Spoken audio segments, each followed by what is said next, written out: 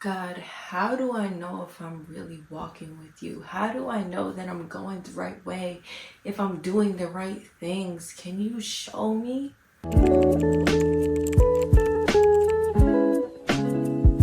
Hi y'all, welcome back to my YouTube channel. My name is Naya, aka Naya Walks with the Lord, and I create faith-based content, Christian content to be specific, in which I share with you guys bits and pieces on my personal walk and journey with the Lord and anything else I feel like He's leading me to discuss.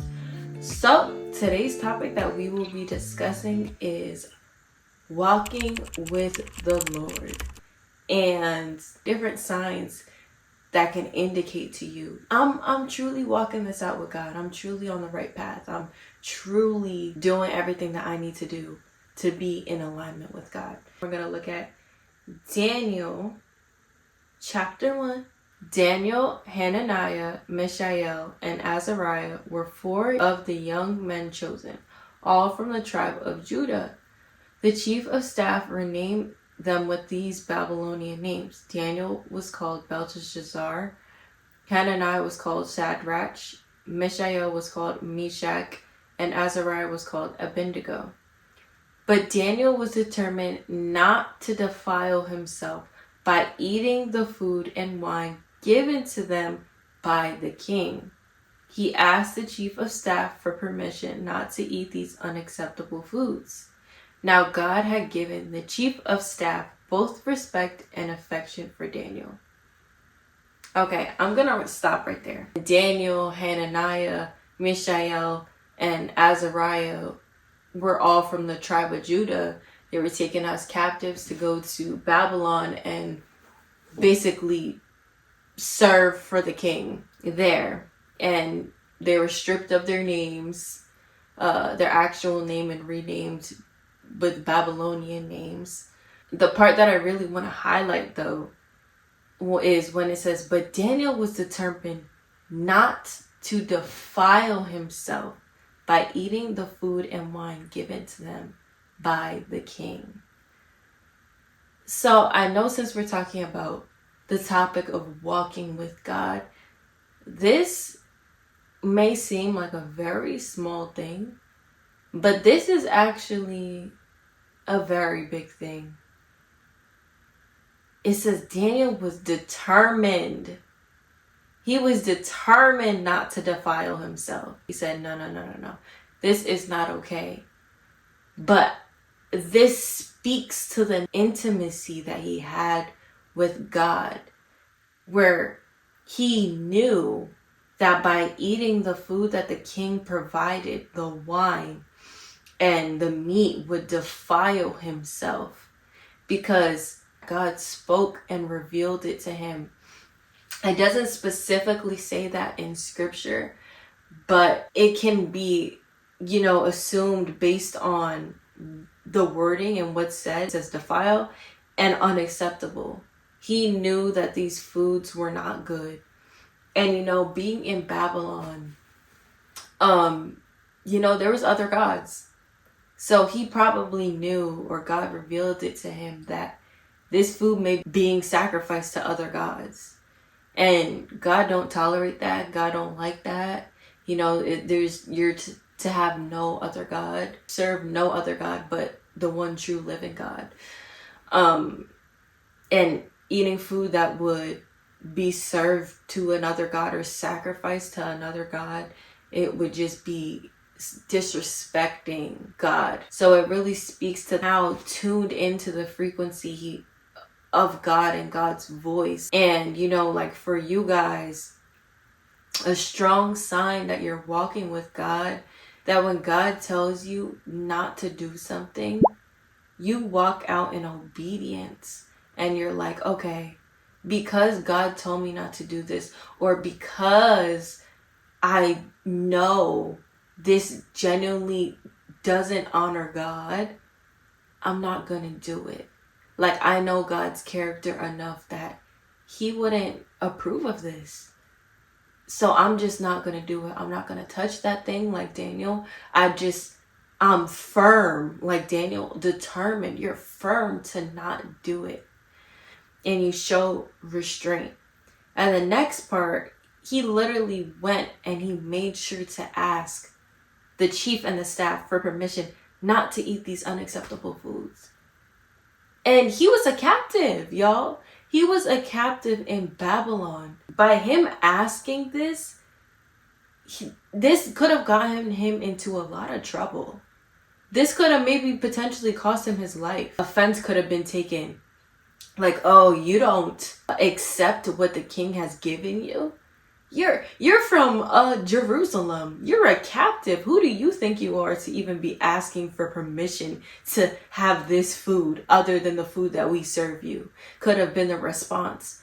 But God, because Daniel was obedient to what God had told him, God had given the chief of staff both respect and affection for Daniel. Another thing is God will provide favor for you. There will be a certain favor over your life when you move in obedience to the different things that God tells you to do or tells you not to do.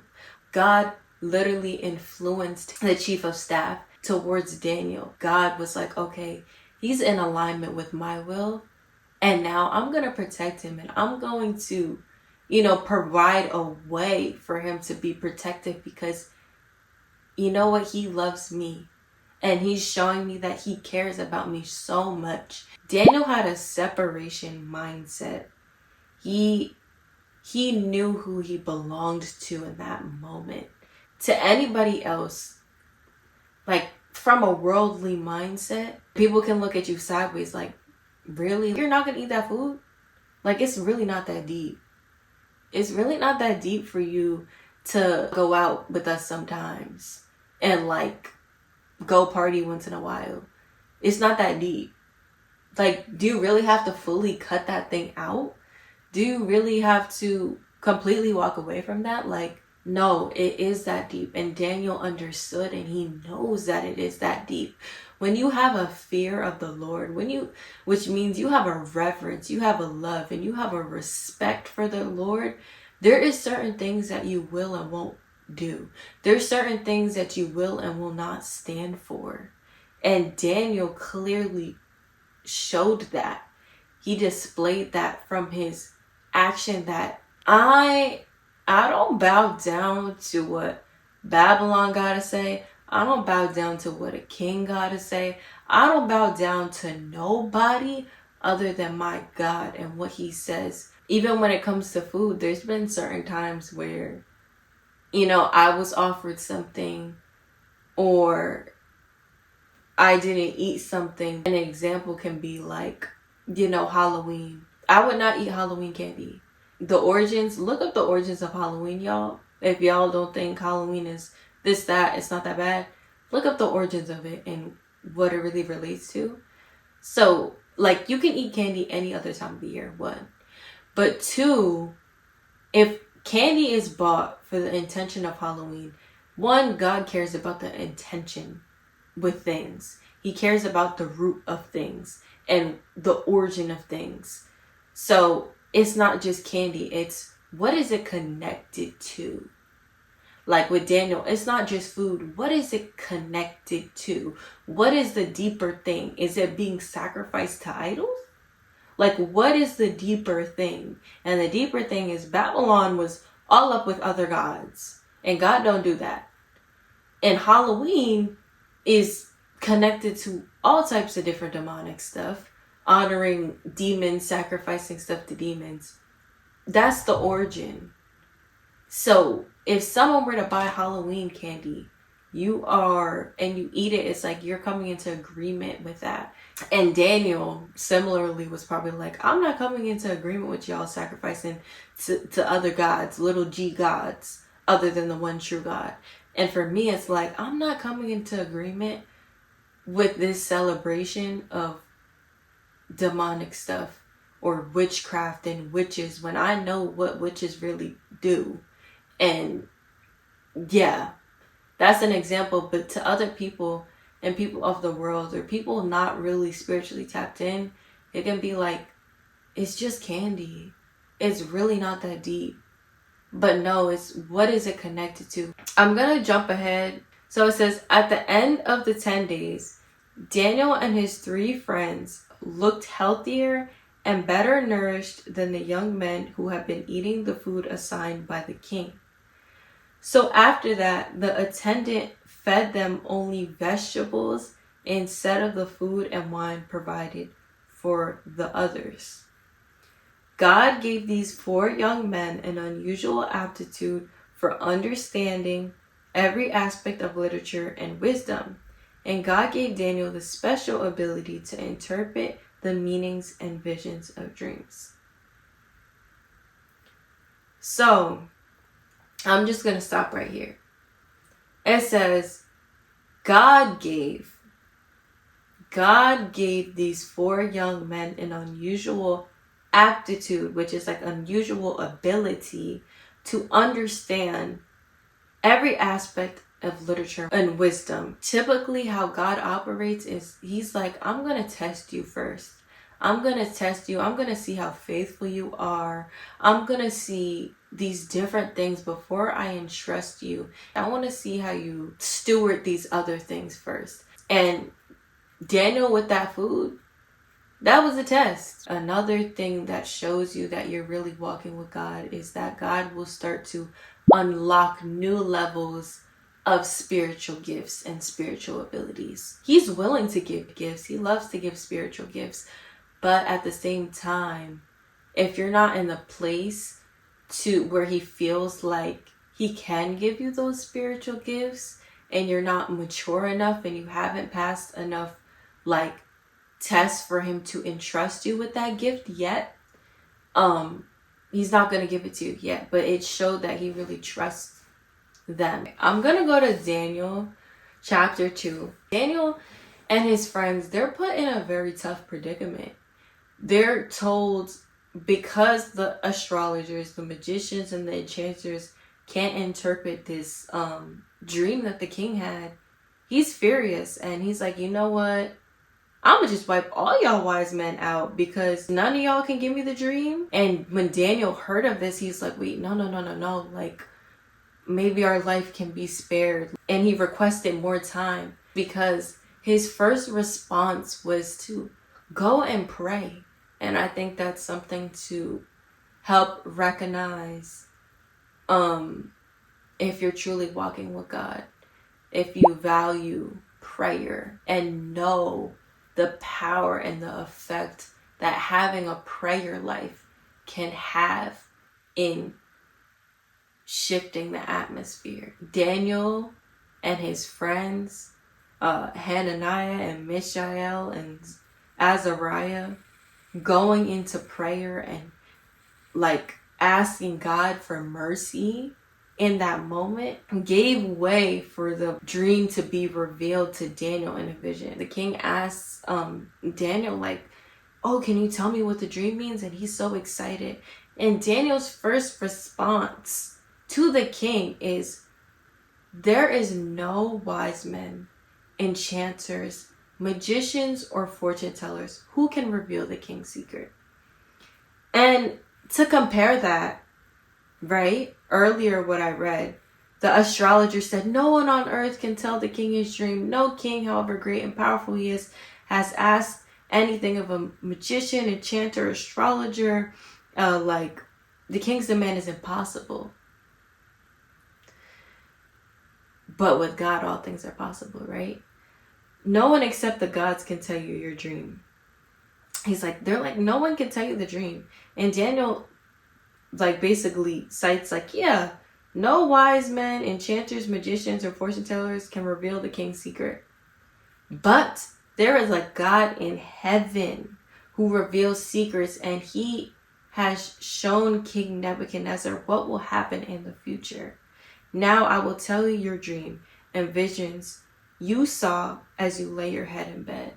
He is considered a wise man, and he says, there's no wise man who can do it. But it's like, wait, Daniel, aren't you a wise man? He's showing like his humbleness before God. Daniel's first response was to honor God in front of men who don't even know his God. A Babylonian king who literally honors other little g gods, which are not true gods. But he's not afraid to honor and give his God the praise. That's another thing that shows, are you truly like walking with God? Are you okay with giving God praise in front of people who don't believe in God? Are you rooted and firm and humble to praise God in the different areas of your life and say, you know what? And you don't take the credit. Say, you know what? This was all God. This was all God. Even if people don't believe, nothing like that of the sorts, you still honor him. You should give God the respect he deserves. And after he interprets the dream, King Nebuchadnezzar threw himself down before Daniel and worshipped him. And he commanded his people to offer sacrifice and burn sweet incense before him. It says, the king said to Daniel, truly, your God is the greatest of gods, the Lord over kings, a revealer of mysteries, for you have been able to reveal this secret.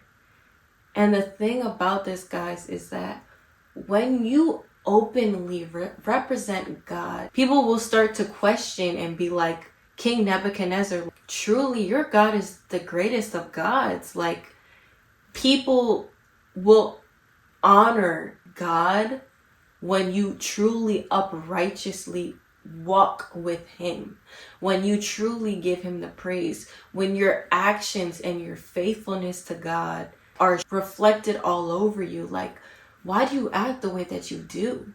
But how are you so different? Like, you really stand out. How are you so kind?